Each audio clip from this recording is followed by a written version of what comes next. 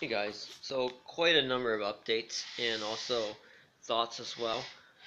So the first thing is I did get this Firefish Goby, which actually supposedly isn't a goby, which kind of makes sense. It doesn't look like a goby. Um, all the other fish are doing well, and the other big change and probably another mistake that I made is I took out the old rock, which kind of really doesn't look like reef rock or aquarium rock, and I bought some new uh, rock here, and yeah, so I made the double arch here, and stabilized it there, and blah blah blah. So one of the things I decided not to get a goby, a real goby, because um, and probably another mistake, not really a mistake, this is kind of like the limitations at the moment. So none of these rocks are secure. They're not glued together. There's not like a rod in between them or anything like that to hold them in. So what the goby is gonna do is they're gonna dig up the soil or up the gravel sand pretty well and loosen the foundations to these rocks, and then the rocks are gonna tumble down. So that's not a good thing, right?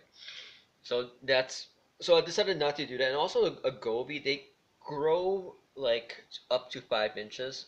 So it's a little bit big for this 29-gallon tank. Now that I have all of these fishes in here, it's kind of actually there's a lot of fish in there.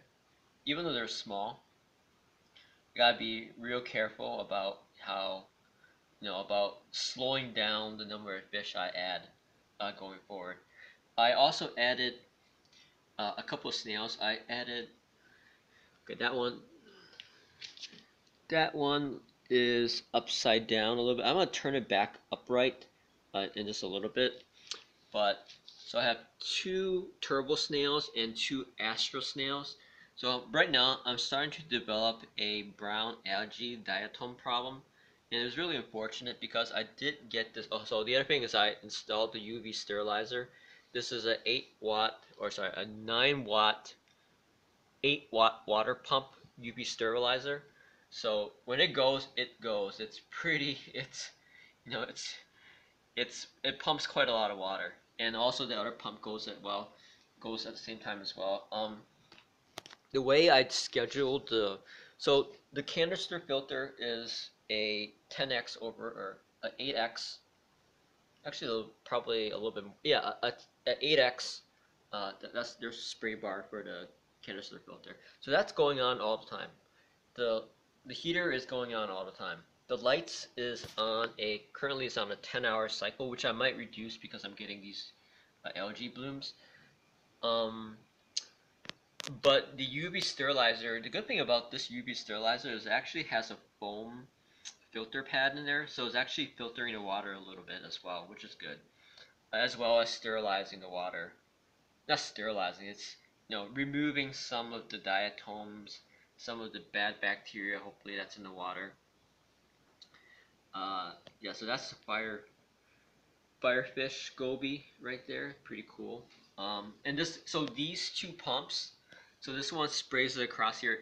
The water movement is crazy, and that pump is like halfway open. So they run they run every half an hour for about 15 minutes when it's on. Right now, I'm not turning it on because this should give a day for the firefish. Uh, no, so he doesn't get sprayed around on his first day. But tomorrow I'll turn it back on. But he's pretty good. He actually ate. I had them feed him at Petco. He was eating at Petco, and just now he also ate a little bit as well. He's literally just gotten here less than half an hour ago, so I'm pretty psyched. So I'm pretty psyched about that. Uh, so the other thing I want to talk about is kind of your local fish store. So I go to the Petco by me, which is really really good. But I did have a kind of a bad experience this last week with the manager and staff that I did not know. What happened was, I got off of work and I know they had the firefish goby in, and I just wanted to. I heard one of them got sold already, and there's only two left, so I wanted to go in there and get it, and you know, before it gets sold out or someone buys it. But the problem that I did was I didn't inspect the fish well enough. So number one, a couple of mistakes, and um, obviously mistakes that now that I know, I am not a really good like diehard marine fish keeper, or even a fish keeper in general. I'm kind of pretty aggressive. The first mistake is they got the fish in on Wednesday, and I went in on Thursday night to pick it up. So that's less than 2 days of acclimation of seeing if the fish is actually healthy. So there's something called obviously a quarantine period. So fish should ideally be quarantined at least 30 days in your local fish shop. Here I waited less than 2 days. Um, the other thing was we got the fish that was underneath a rock, and it looked kind of iffy. I didn't really, because I was in a hurry because I basically just got off work. I just want to get home. So I didn't really inspect it that well. And even at the counter when I was checking out, it looked kind of iffy. I was like, okay, maybe if I get it into the tank, it'll be okay, right? But no, it wasn't okay. So when I got back, it was literally dead already in the. It was pretty much dead already in the bag, and I put in the acclimated it temperature, and then using the syringe, acclimated it a little bit and put it in. Um, so even then, it was a little bit it was already on the bottom of the. It wasn't like this is what a healthy fish should look like in your tank, coming out from your fish store, swimming around already, um, and even possibly eating. So that guy, the other one I got was he basically sat behind that rock for 15 minutes, and then he moved to that rock upside down, and then he just went underneath that rock and he died. Uh, so unfortunate thing, I made a couple mistakes there, but then I brought it back to the fish store, and obviously, it was kind of a bad experience. So the manager there didn't want to give me back my refund because Petco has a no refund policy for saltwater fish. But I literally just bought the fish, right, half an hour ago. And in my mind, the only way you can kill a fish, a healthy fish from the fish store in half an hour, is to deliberately kill it, right? Such as, I take the fish out of the bag and I put it in open, or no, I take it out of the water, just let it die. Or in this case, maybe I take the fish and I put it in fresh water or distilled water or something like that, right? Something really stupid. Which is, kind of just like deliberately killing it.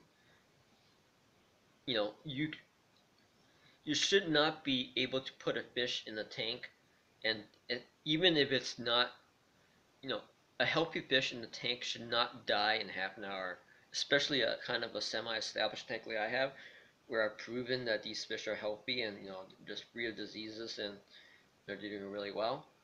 That's just impossible. But I didn't bring that up when I was talking to the manager. I didn't know, but they didn't give me. But anyway, I went back today, and I talked to the manager I didn't know, who I think is the head manager, and he like immediately gave me my refund. Even I didn't have the receipt. He just looked at my account, found the transaction, and gave me my refund. And I bought this guy instead, or I bought another one instead. So that's kind of the key. I love this Petco. I love working with those, purchasing from those guys because you kind of have a really not a relation, but at least that those people will make it right. You kind of have that. I know Petco isn't the best quality, but I think compared to they're pretty good compared to other things that are in my area at the moment. Um, the only fish in here that I didn't get from Petco is this yellowtail. I'm blanking on it. Damselfish. Um, and he's really nice too. But um, it's just the importance of finding a pet store that you can work with or that you trust. And I trust those guys in Petco. But anyway, the lesson learned is I need to wait at least one. Okay, I know this is really controversial, but I'm an aggressive fish keeper.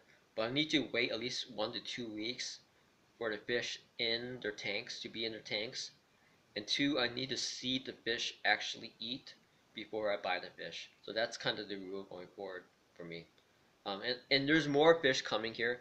I'm planning to get probably 2 or 3. I know this is, and this is gonna be slow too, because I feel right now, the reason why I feel this way is because you can see that there's an algae bloom, brown algae bloom everywhere, and that means that my nitrates and my and my phosphates are a little out of whack. I tried my best in the beginning with this tank. I blacked out the tank for a week and a half while the clowns were in it to cycle the water as quickly as possible. Um, but even then, as I think the other mistake was I took out these rocks, and I'm pretty sure there's a whole bunch of beneficial bacteria in it, and I put these rocks in there. There's no beneficial bacteria in there whatsoever. I did put more turbo start after I did that, but I don't think that was enough. So I took out a whole bunch of beneficial bacteria, which was keeping down the nitrates and the phosphates. And I think that was probably one of the reasons why I'm getting the algae bloom now. Or it could just be, I think the snail uprighted itself. Did it upright itself? Yeah, I did it. Okay, good. So I don't have to reach in there and remove and upright it. Anyway, so yeah, a whole bunch of learning. I think the biggest thing was the quarantine thing, and inspecting the fish. I was just a little bit too haphazard, and just wanted to get out of there as quickly as possible. So I kind of paid the price. But luckily, I got that fish out of there, the dead fish, as quickly as possible. I was only in the tank for a half an hour, and that the official was able to work with me. The guys that I know were able to work with me and refund me for that fish, and then I basically bought the same fish again, and it's doing really well now. So what I'm planning to do with this tank, right now there's 6 fish in there. Yeah, 6 fish in there, and what I'm planning to do next is I want to get 10. So as you can see, there's like a whole bunch of different species, which makes sense because you can't keep 2 of the same species. They're gonna fight. Um, you can see that he's kind of darting around the. I want fish that can actually use, actually interact with the rocks. So the clowns, the angel or the cardinal fish, the what the hell is this fish called? Damselfish. They don't really interact with any of the surroundings. Well, maybe now he's kind of interacting, but generally they don't interact. So I'm trying to find fish that kind of interact a little bit, but also I do want to get the chromis. So anyway, the so there's 4. I can probably maybe do 5 because I have this UV sterilizer now. So I think there's added, you know, life support systems. Um, so the plan is 2 to 3 chromis, and then a blenny, a really nice looking blenny. And there's a couple blennies that I want that are not typical, and also a wrasse, and not the 6. I'll be okay with the 6 line, but I'm looking for the carpenter wrasse and or the McCormick wrasse or Mc something wrasse. I think that one would be the key or the pop out fish or the showcase fish or the centerpiece fish, because the colorations on it is so unique. It's just really unique, and it's only gonna be one of them. So I think that would be the showpiece fish, and 11 fish in a 30-gallon tank I think would be good enough. So anyway, that's the update. A pretty big update. Hope everyone likes fish, and I'll talk to you later.